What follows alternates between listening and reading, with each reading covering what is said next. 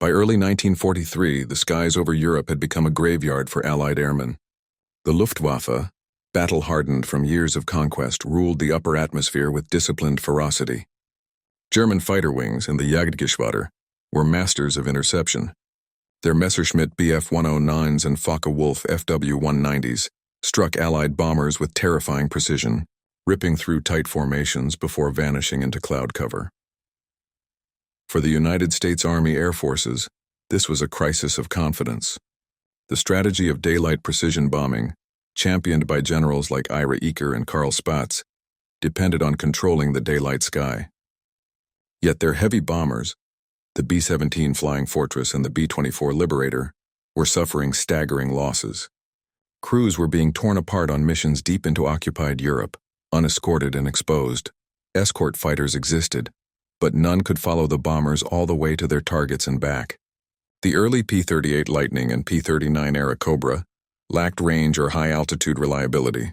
The P-40 Warhawk, valiant as it was in North Africa and China, simply couldn't climb fast or high enough for the cold. Thin air over Germany, America needed something else and something that could endure. In the spring of 1941, a small company in Farmingdale, Long Island had an idea. Republic Aviation, led by the visionary designer Alexander Kartveli, had already produced the P-43 Lancer, an unremarkable but sturdy fighter. But Kartveli believed that the next warplane would need to be something entirely different. He envisioned an aircraft built not for elegance but for survival, a machine that could take punishment, dive faster than anything else in the air, and bring its pilot home. The result was a monster. The Republic P-47 Thunderbolt was the largest, heaviest single-engine fighter of World War II. It weighed over 8 tons when fully loaded, nearly twice as much as the nimble Spitfire. Its frame was massive, dominated by the Pratt & Whitney R2800 Double Wasp, an 18-cylinder air-cooled radial engine producing more than 2,000 horsepower. A massive turbo-supercharger system filled the fuselage, granting it power at high altitudes where other fighters gasped for air. At first, pilots hated it. They called it the Jug, short for juggernaut, a joking reference to its bulk and barrel-like shape. On the ground it looked too heavy to fly. In the air it seemed slow to climb, sluggish in turns and clumsy compared to the German interceptors. But the Thunderbolt had secrets hidden beneath its steel skin. Unlike the liquid-cooled engines of German and British fighters, the P-47's radial engine could absorb astonishing punishment. Bullets that would kill a Merlin-powered Spitfire or Mustang might only dent the Jug. It could come home with holes in its wings, with cylinders blown out with the tail half gone, and can still land safely. This ruggedness became a psychological weapon. Pilots began to trust their aircraft in ways no German pilot could. They learned that they could push the Thunderbolt harder, dive steeper, and survive longer. By mid-1943, the 8th Air Force, operating from newly constructed bases in England, began deploying the P-47 as a bomber escort. Early missions were difficult. The Thunderbolt's limited range meant it could only cover bombers partway to the target. But even within those limits, the aircraft started making its mark.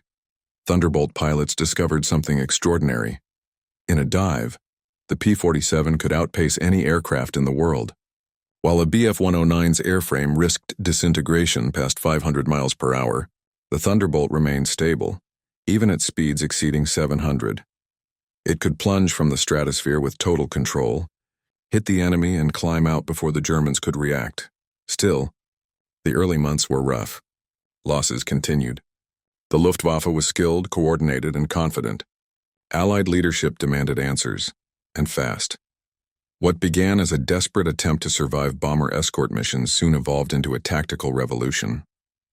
The heavy, misunderstood Thunderbolt was about to become the most feared fighter in the European sky, but only after its pilots learned to fly it in ways no manual had ever taught. And that transformation began with understanding exactly how the P-47's immense design could turn its weight and its greatest flaws into its deadliest strength. The P-47's massive bulk wasn't an accident, and it was a deliberate gamble. Alexander Kartveli knew that brute strength, when controlled, could rewrite the rules of aerial combat. To make that vision work, He filled the aircraft's cavernous fuselage with something no other fighter had at the time, a turbo-supercharger system that transformed altitude into power. This intricate web of ducts and turbines, stretching from the nose to the tail, allowed the P-47 to maintain full engine power even above 30,000 feet. Where most engines suffocated in thin air, the double wasp roared louder. It was engineering brilliance disguised as brute force, but that brilliance demanded new thinking.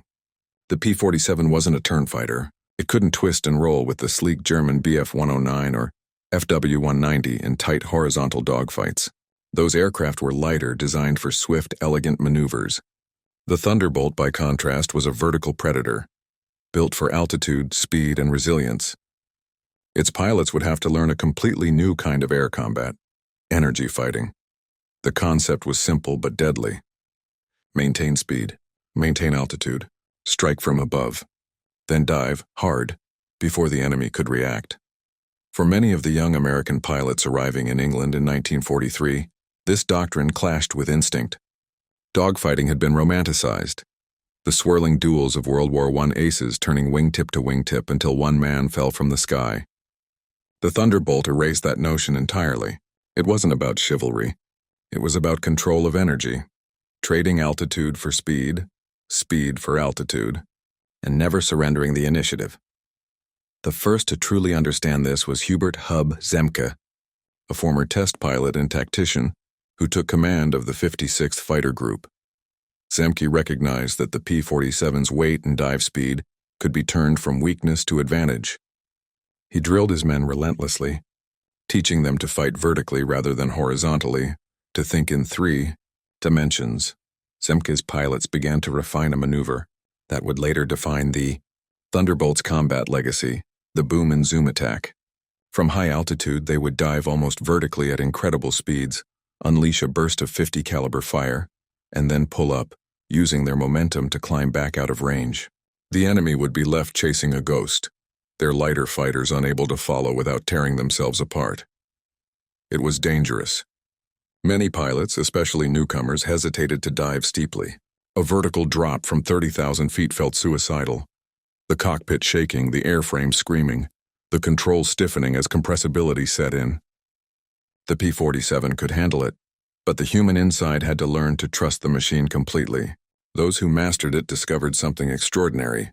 Survival didn't come from caution but from precision. The results were immediate. Luftwaffe pilots began to fear the high-altitude contrails that appeared suddenly above them.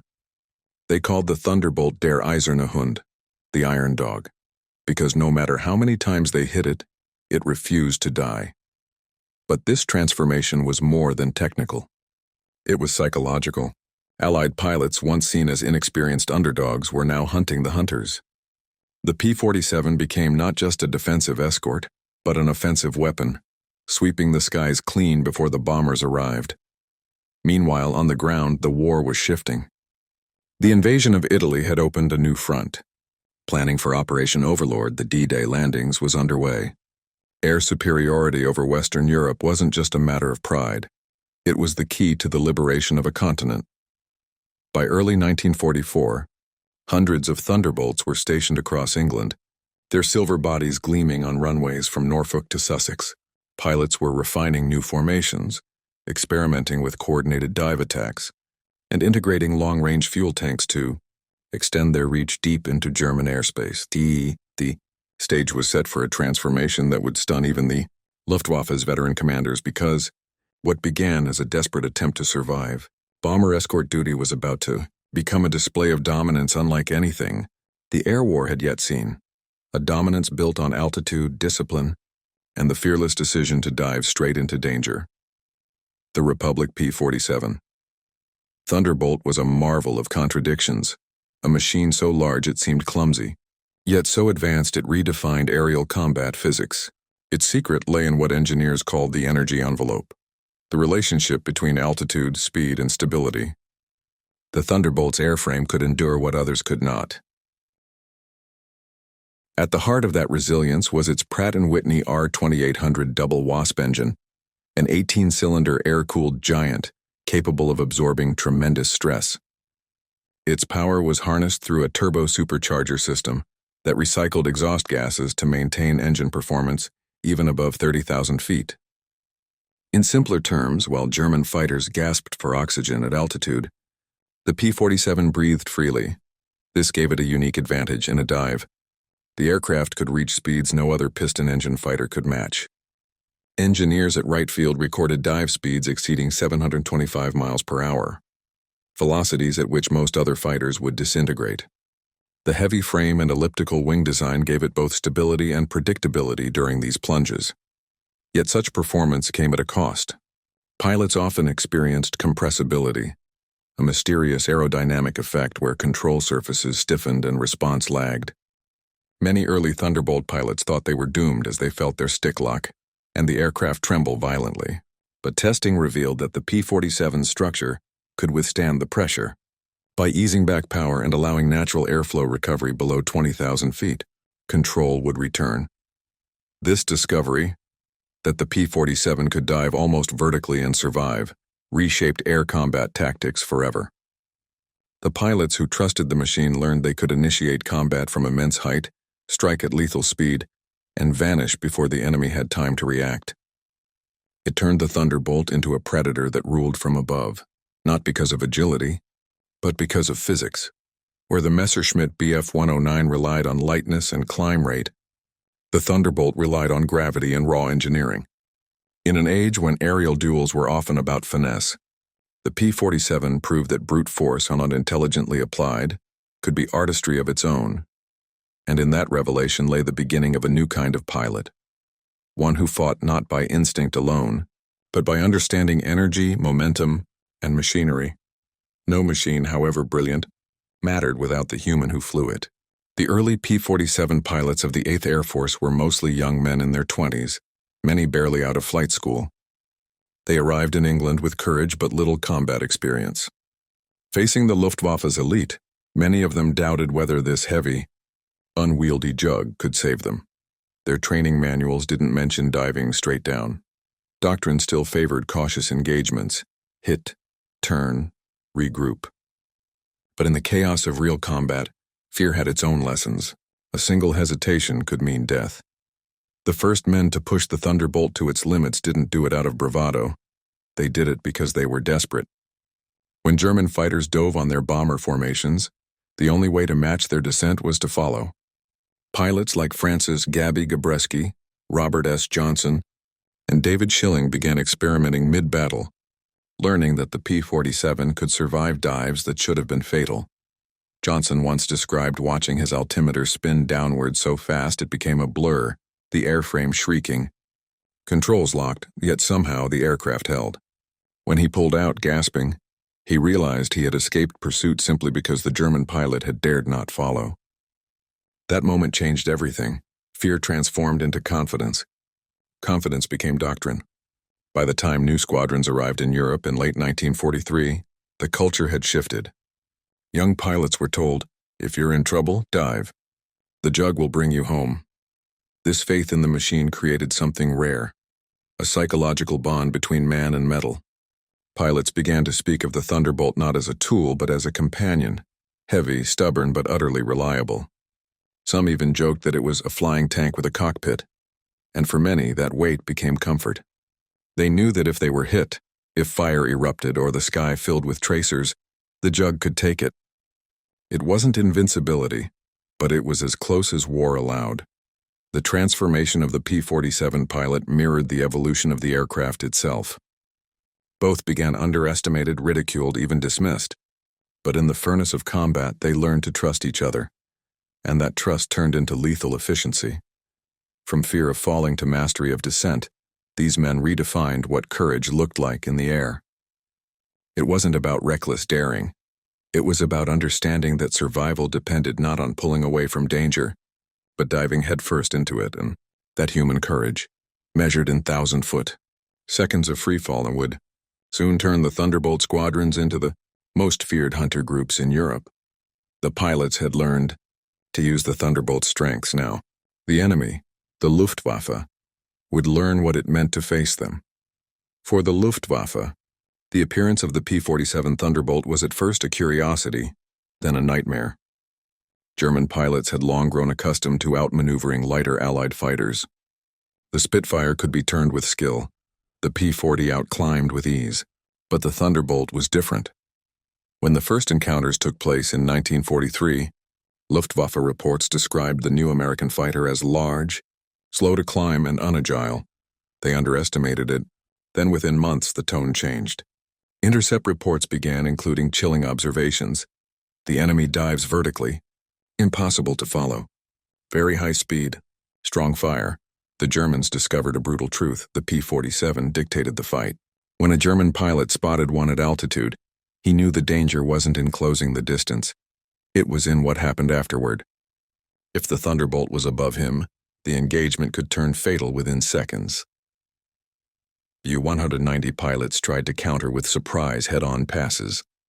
But the Jug's thick armor shrugged off hits that would have shredded other aircraft. Its 850 caliber Browning machine guns could tear through aluminum and steel, cutting a bomber or fighter apart in a 2-second burst. The Luftwaffe's famed aces, men like Günther Rall and Adolf Galland, recognized the Thunderbolt's strength, even as they noted its limitations. Galland called it a formidable opponent, too fast to chase, too hard to kill. In desperation, German squadrons began instructing new pilots to avoid dogfights with the heavy American fighter altogether. Instead, they were told to attack bombers directly or flee toward cloud cover if engaged. It was a humiliating shift, one that reflected how Allied engineering had changed the balance of fear. Even German ground forces began to dread the sound of the Thunderbolt's engine. When the P-47 was later adapted for low-level attack missions, the roar of its R-2800 became a prelude to devastation. Soldiers learned to recognize its diving whine, the scream of a 10,000-pound fighter dropping from the clouds, guns and bombs ready. To the Luftwaffe, the Thunderbolt was no longer a fighter. It was a force of nature. Behind every transformation in warfare lies a leader who dares to break doctrine. For the Thunderbolt, that leader was Colonel Hubert Hub Zemke. Zemke's 56th Fighter Group, later known as Zemke's Wolfpack, became the laboratory for everything the P-47 could do. Zemke was a tactician of rare vision, obsessed with understanding energy and altitude. He studied enemy patterns, tested dive angles, and refined group formations. His philosophy was simple. Altitude is life insurance. He trained his men to fight in pairs and flights that emphasized teamwork over heroics.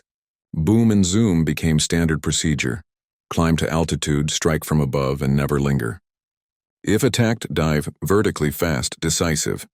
Under Zemke's leadership, the Wolfpack achieved staggering results. By mid-1944, they had destroyed over 1,000 enemy aircraft, more than any other group in the European theater. Other commanders took notice. Colonel David C. Schilling, Zemke's protege, pushed the doctrine even further, integrating long-range drop tanks to extend the P-47's reach deep into Germany. Francis Gabby Gabreski, another ace of the group, perfected the art of surprise attack, diving from out of the sun and disappearing before German radar could react. These leaders redefined aerial command. They didn't just fight the enemy there, they studied them. Flight records were analyzed nightly. Every engagement was dissected. Tactics evolved weekly. What emerged wasn't luck, it was a system. The results were transformative. By early 1944, the 56th, 78th, and 303rd Fighter Groups were consistently achieving kill ratios exceeding 10-to-1, unheard-of figures against the Luftwaffe's experienced squadrons. Their mastery of altitude, discipline, and teamwork turned the once clumsy P-47 into a symbol of technical precision and human adaptability. Zemke himself summed it up best. "We didn't fly to look good. We flew to win, and the Jug never let us down." War at its core is psychological. The transformation of the P-47 and its pilots wasn't just about machinery. It was about identity. At the start of their deployment, many American pilots felt inferior to the Luftwaffe's veterans. German flyers had combat experience dating back to Spain, Poland, and France. They were legends in their own right. Facing them in an unproven, oversized aircraft seemed suicidal. But every mission changed that perception. Every dive survived, every kill confirmed, reshaped belief. The Thunderbolt gave its pilots something most weapons never do, a sense of trust that bordered on reverence. It was big, yes, but it felt invincible. Pilots began to say, "You take care of the jug and she'll take care of you." This growing confidence wasn't arrogance. It was discipline rooted in survival. Pilots learned that bravery didn't mean recklessness, it meant control. Diving straight down wasn't a death wish. It was faith in the engineering and the tactics in each other. The Luftwaffe, by contrast, was fraying. Years of attrition and relentless Allied bombing had drained its strength. Young, inexperienced German pilots were being thrown into combat against battle-hardened Thunderbolt veterans who now carried a psychological edge.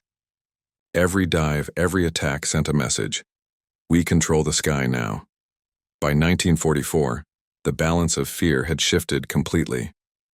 American pilots no longer saw themselves as underdogs. They were the hunters. And that new mindset, forged in the high-altitude duels of Western Europe, would soon produce one of the most shocking kill ratios in modern aerial history. Because when the Thunderbolt dove straight down, it wasn't just a maneuver. It was the moment the air war itself turned, forever. Winter of 1943 turned to the cold spring of 1944. The Allies were preparing for something enormous, the invasion of Nazi-occupied Europe. And in the air, the struggle for control had reached a fever pitch. Every bomb dropped, every convoy destroyed, depended on one truth: who ruled the sky.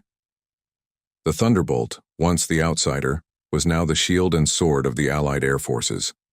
Its pilots were no longer learning, they were perfecting.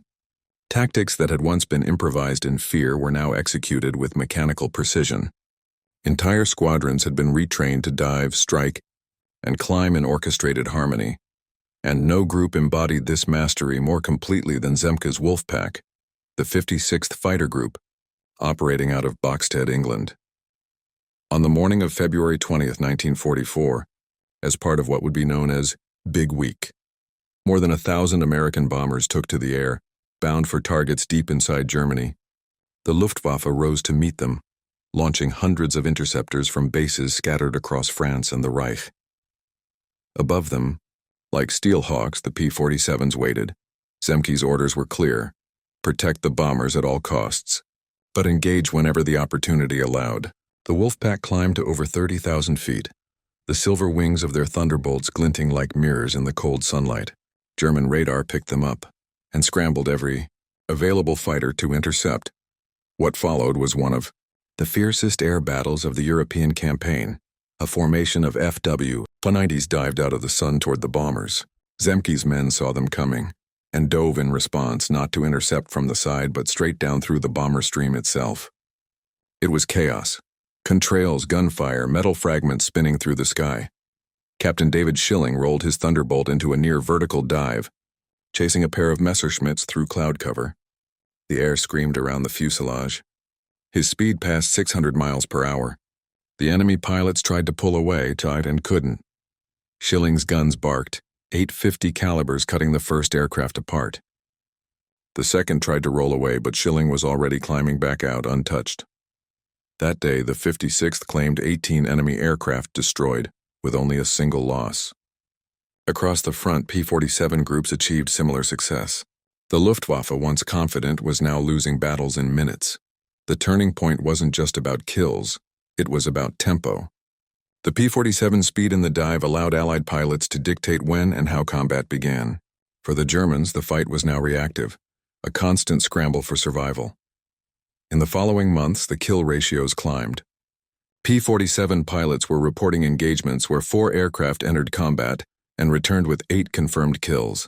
The German reports tell the same story: frustration, confusion, disbelief. By April 1944, Zemke's Wolfpack had recorded over 500 aerial victories, the highest tally of any U.S. group in the European theater at that time. The Luftwaffe's once feared Jagdgeschwader 26, the Abbeville Boys, was suffering catastrophic losses. Its veterans were gone, replaced by teenagers barely trained. The Thunderbolt had become not just a tool of war, but a symbol of inevitability. Every pilot who strapped in knew the odds were in his favor, not because of arrogance, but because of the aircraft's sheer survivability. Even those who were hit often made it home. One mission after another, the legend grew. Stories circulated of jugs limping back to base with tails shot off, oil leaking, half the engine gone, yet landing safely on English soil. For German pilots, the message was clear. Even if you hit a Thunderbolt, it wasn't enough. The 56th Fighter Group became a mythic name, the Wolfpack. Pilots decorated their aircraft with snarling wolf emblems not for vanity, but as a badge of belonging to something unbreakable. Their kill ratio soared to an unprecedented 19-1. 19 enemy aircraft destroyed for every Thunderbolt lost. The Luftwaffe was bleeding to death, and just as the P-47 reached the peak of its dominance, another transformation was beginning, one that would signal both triumph and transition for the men who flew it. Because while the Thunderbolt reigned supreme, a new, sleeker machine was about to enter the stage, the P-51 Mustang. But before the Mustang took the spotlight, the P-47 would deliver its defining performance. During the brutal months leading to D-Day, when control of the skies over France meant control of the war itself. By May 1944, the air war over Europe had become a relentless storm. The Luftwaffe was fighting with its back to the wall, but it was far from finished. Across northern France and western Germany, dozens of airfields still buzzed with activity. Me-109s, FW-190s, Ju-88s, all scrambling to blunt the Allied advance that everyone knew was coming. For the men of the 56th Fighter Group, now veterans of hundreds of sorties, the mission had evolved. It wasn't just about duels in the sky anymore. Their orders were clear. Break the Luftwaffe before the invasion begins. Every bridge, every rail line, every truck that could carry German reinforcements to Normandy was now a target. The P-47, with its rugged airframe and incredible dive speed, became the perfect hammer. Pilots would roar in at 400 miles per hour, dropping bombs, firing rockets, and strafing columns of vehicles with 8 heavy machine guns. The air shook with fury as they tore through enemy convoys, leaving behind nothing but smoke and wreckage.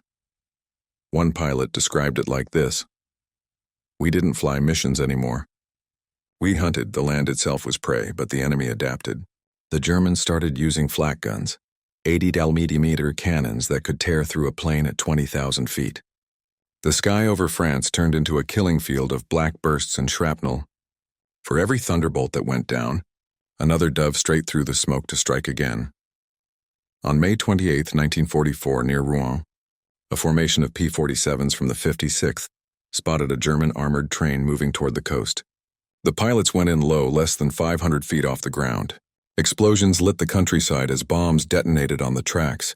One pilot, Lieutenant Francis Gabby Gabreski, strafed the train so close that the shockwave cracked his canopy. But the mission succeeded. The entire train was destroyed. Gabreski would go on to become America's top ace in Europe, with 28 confirmed kills, all in the P-47. His philosophy was simple: find the enemy first. Get close. Don't miss. Every mission like his brought the Allies closer to D-Day. By early June, the Luftwaffe was collapsing. Fuel shortages crippled operations. Experienced pilots were gone. Radar coverage was patchy. The skies over France, once lethal, were now open highways for Allied bombers. The P-47s had done their job. They had shattered German air power before the invasion even began. Then came June 6, 1944, D-Day. At dawn, as Allied troops stormed the beaches of Normandy, the sky was filled with over 13,000 aircraft. Thunderbolts swept in at low altitude, blasting German positions, gun emplacements, and troop movements. Pilots could see the beaches below, Omaha, Utah, Sword, littered with smoke, chaos, and courage. One P-47 pilot recalled, "We could see men running through the surf. We couldn't miss. Every burst of fire we laid down was for them." The Luftwaffe barely appeared. Only a handful of German fighters dared to challenge the Allied armada. Those who did were swiftly intercepted and shot down. For the first time since 1939, the Germans no longer owned their own skies. The success of D-Day wasn't just a triumph of planning. It was the culmination of months of relentless air dominance. Without the Thunderbolts' destruction of railways, airfields, and fuel depots, the German counterattack might have crushed the beachheads. Instead, by the time the panzers tried to move, there was no fuel, no supply line, and no air cover. Even as the front pushed inland, the P-47's role evolved yet again. From the hedgerows of Normandy to the forests of the Ardennes, it became the close support weapon of choice. Infantrymen came to call it the Jug, short for juggernaut, and they would cheer whenever they heard its engine roar overhead. The Jug didn't just fight in the air, it changed the ground war. It burned tanks, blew bridges, and broke entire divisions before they even reached the front. By the end of the summer, German soldiers had a saying, "Where there are Thunderbolts, there are no roads left." But the climax of the P-47's reign wasn't a single battle. It was the cumulative effect of hundreds of victories, each one chipping away at the Luftwaffe's strength until there was nothing left to resist. By August 1944, Allied forces had liberated Paris. The Luftwaffe, once feared across Europe, was a ghost of its former self. Its greatest aces were dead or grounded. The sky, from Normandy to Berlin, now belonged to the men in the Thunderbolts. And yet, as victory approached, the pilots felt an unexpected melancholy. They had won the air war, but they knew it was the end of an era. The P-51 Mustang, faster and with longer range, had become the new darling of the Air Corps. The Thunderbolt, the plane that had carried them through the bloodiest skies, was slowly being reassigned to ground attack. Still, the men who flew it knew one thing for certain: no aircraft had ever given more or taken more punishment, and still brought its pilots home. The P-47 had started as a brute. It ended as a legend, and for the pilots who flew it, the men who dove straight down into death and came out alive, it wasn't just a machine. It was the sound of victory itself. When the guns finally fell silent in May 1945, the P-47 Thunderbolt stood as one of the most successful combat aircraft of World War II. It had flown over 746,000 sorties, dropped more than 130,000 tons of bombs, and fired millions of rounds of ammunition across Europe and the Pacific. Its impact could be measured not just in numbers, but in what those numbers meant. The Luftwaffe, once a symbol of technological dominance, had been systematically dismantled. German cities, rail networks, and supply lines lay in ruins, and the men who had flown the Thunderbolt, men like Gabreski, Robert Johnson, and David Schilling, returned home as legends. For the U.S. Army Air Forces, the statistics told the story best. In aerial combat alone, the P-47 achieved a kill ratio of nearly 19-1 against German aircraft. That figure, almost unthinkable in any era of aviation, wasn't the product of luck or superior numbers. It was the result of strategy, design, and relentless adaptation. The P-47's dive tactics, developed out of necessity, had evolved into an art form. By the final months of the war, Thunderbolt pilots used controlled dives not only for attack but for evasion. They could break contact with faster enemy aircraft by descending at impossible angles that would rip the wings off a lesser plane. Captured Luftwaffe pilots later confirmed what Allied intelligence already suspected. German fighters avoided Thunderbolts whenever possible. The aircraft's sheer toughness, the ability to absorb flak, cannon fire, and still return home was demoralizing. One German ace, interviewed after the war, described it bluntly. The Thunderbolt was not a fighter. It was a flying fortress. We could hit it, but we could not stop it. In Europe, the P-47's mission changed as quickly as the front lines did. After D-Day, it became the hammer that crushed German mobility. Entire panzer columns were destroyed from the air. Thunderbolts would dive in pairs or trios, unleashing rockets, bombs, and gunfire in coordinated strikes. In the Ardennes, during the Battle of the Bulge in December 1944, P-47s played a decisive role in halting the German counteroffensive. When the weather cleared after days of snow and fog, the Jugs poured into the sky. In a single day, they destroyed over 100 tanks and hundreds of vehicles. To Allied soldiers on the ground, the deep growl of a Thunderbolt engine was a sound of salvation.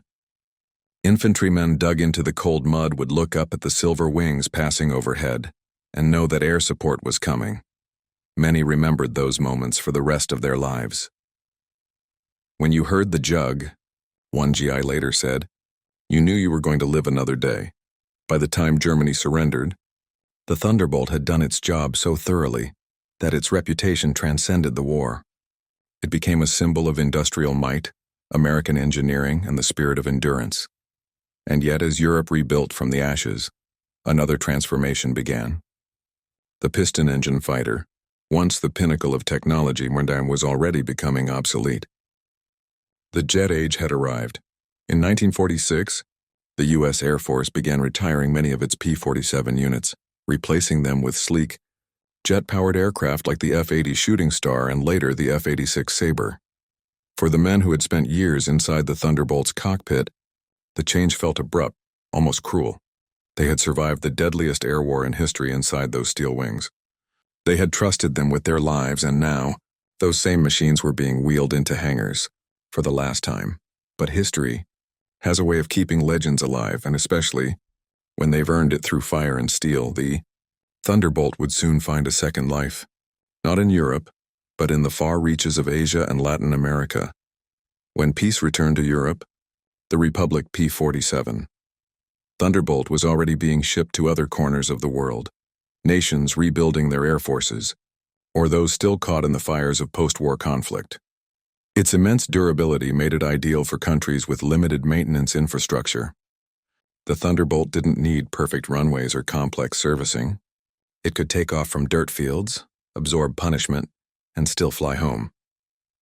In 1948, Thunderbolts appeared again in combat, this time in the skies of Latin America.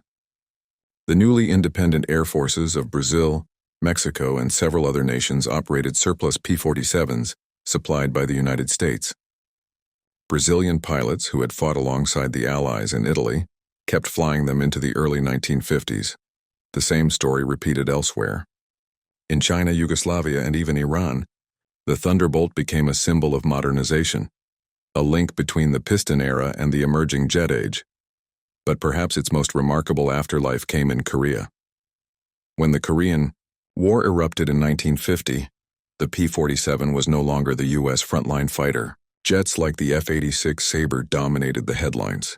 But on the ground, where close air support mattered most, there was still a need for something rugged, precise, and reliable.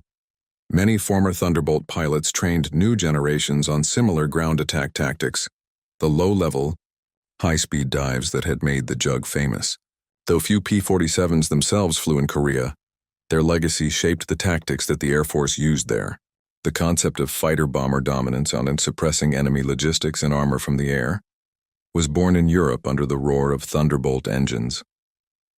Even decades later, when U.S. A-10 pilots trained for tank-busting missions in the 1970s and beyond, they studied Thunderbolt tactics. Fittingly, the A-10 would carry a name that honored its predecessor, the A-10 Thunderbolt II. The connection wasn't symbolic, it was direct. Both aircraft shared the same design philosophy: survivability over elegance, power over speed. Like the P-47, the A-10 could take hits, dive into battle, and come home covered in scars. The legend had evolved, not vanished. Meanwhile, the original P-47s faded into museums and collectors' hangars, but their legacy never dimmed. Air shows across the United States and Europe still echo with the unmistakable growl of the Pratt & Whitney R-2800 engine, a sound that once terrified the Luftwaffe and inspired entire divisions of Allied troops. In total, over 15 T-600 Thunderbolts were built, more than any other U.S. fighter in the war except the P-51 Mustang. Of those, hundreds survive today in restoration projects, static displays, and a handful still flying, each one a reminder of the machine that helped win the greatest conflict in human history. But perhaps the truest legacy of the Thunderbolt isn't its statistics, its kill ratio, or its engineering. It's in what it represented: the transformation of warfare. Before the P-47, air combat was often romanticized, a duel between skilled pilots and fragile machines. The Thunderbolt shattered that illusion. It was the first truly industrial fighter, a weapon of mass production built by thousands, flown by hundreds, and feared by millions. It embodied the might of the assembly line, the coordination of strategy, and the relentless adaptation of men and machines in total war. And as history moved forward, every nation that sought to dominate the skies would follow the same model: rugged, versatile, and utterly relentless. The P-47 was proof that victory didn't belong to the fastest or the sleekest, but to the most unbreakable. From Normandy's beaches to Berlin's ruins, From the jungles of Burma to the airfields of Brazil, its shadow lingered. The deep, distant echo of an engine diving straight into the heart of battle. In the end, the story of the P-47 Thunderbolt is not merely the tale of a machine. It's the story of what happens when courage meets engineering, and when men learn to trust steel more than fear. It was never the prettiest aircraft. It didn't dance through the clouds like the Spitfire, nor did it glide with the grace of the Mustang. The Thunderbolt was heavy, loud, and unforgiving, but inside that armored shell beat the heart of something far greater: endurance. In a war defined by chaos, the P-47 gave its pilots a strange kind of peace. They knew that when they dived toward the Earth at 500 miles per hour, when flak tore the sky and tracer rounds chased their wings, the jug would hold. It would not abandon them. For the young men who strapped into its cockpit, barely in their 20s, many flying their first missions over hostile territory, that trust meant everything. It turned fear into resolve. It turned survival into victory. Every dive, every explosion, every roaring climb back into the sun became part of a story far bigger than themselves. A story of ingenuity, sacrifice, and the human will to endure through fire and uncertainty.